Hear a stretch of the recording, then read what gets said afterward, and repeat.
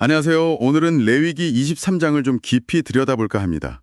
고대 이스라엘 백성들이 지켰던 그 연간 절기들에 대한 이야기인데요. 이게 그냥 기념일 목록이다 이렇게만 볼 게 아니라 그들의 삶과 신앙의 리듬을 어떻게 만들었는지 또 어떤 깊은 의미가 있는지 한번 같이 살펴보시죠.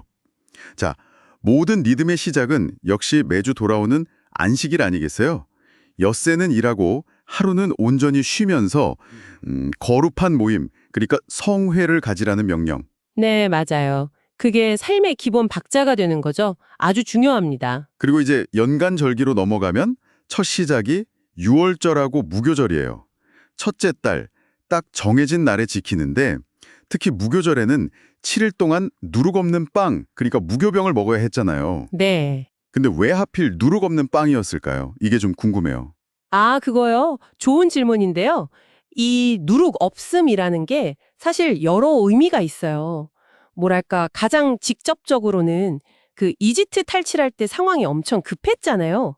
그렇죠. 막 급하게 나오느라. 네. 빵이 부풀 시간도 없었던 거. 그걸 기억하게 하는 의미가 있고요.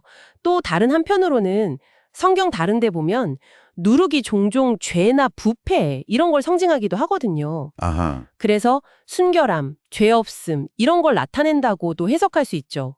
그리고 이 봄절기에 바로 이어서 첫 수확물, 그러니까 보리의 첫 이삭 한 단을 바치는 예식이 나와요. 첫 수확물. 농경사회였으니까 이게 정말 중요했겠네요. 그럼요. 모든 소출의 주인이 하나님이시다. 이걸 고백하고 감사하는 행위죠.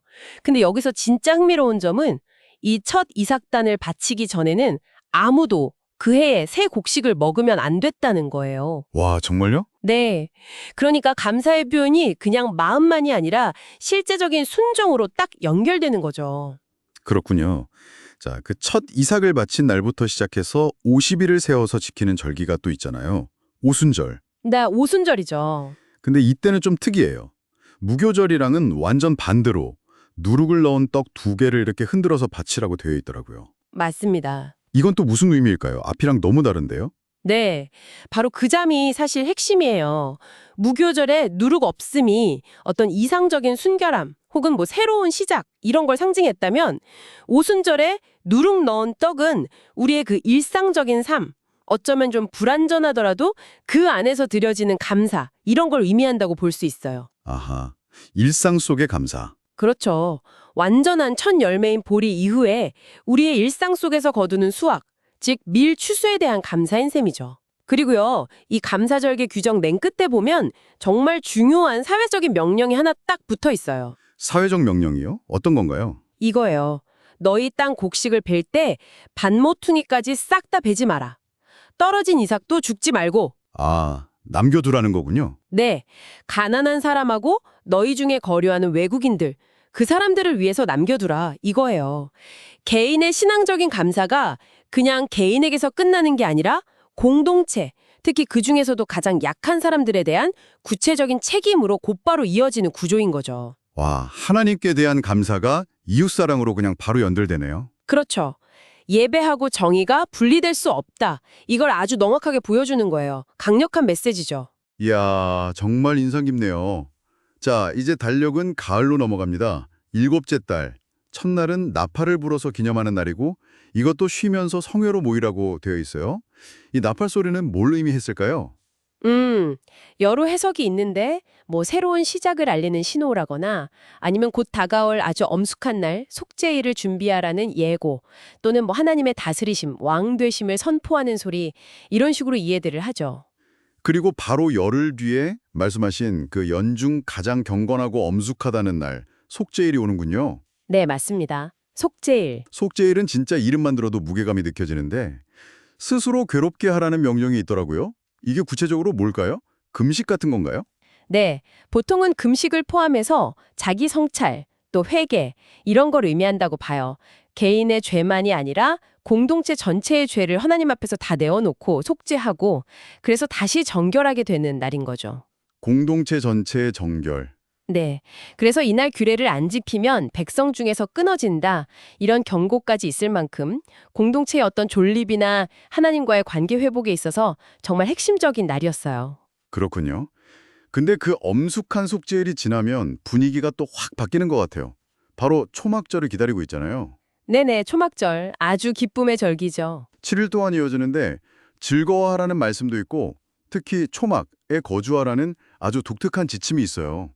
아니 수학도 다 끝나고 풍요로운데 왜 일부러 좀 불편해 보이는 그 초막에서 지내라고 했을까요? 아, 성경이 그 이유를 직접 설명해 주고 있어요.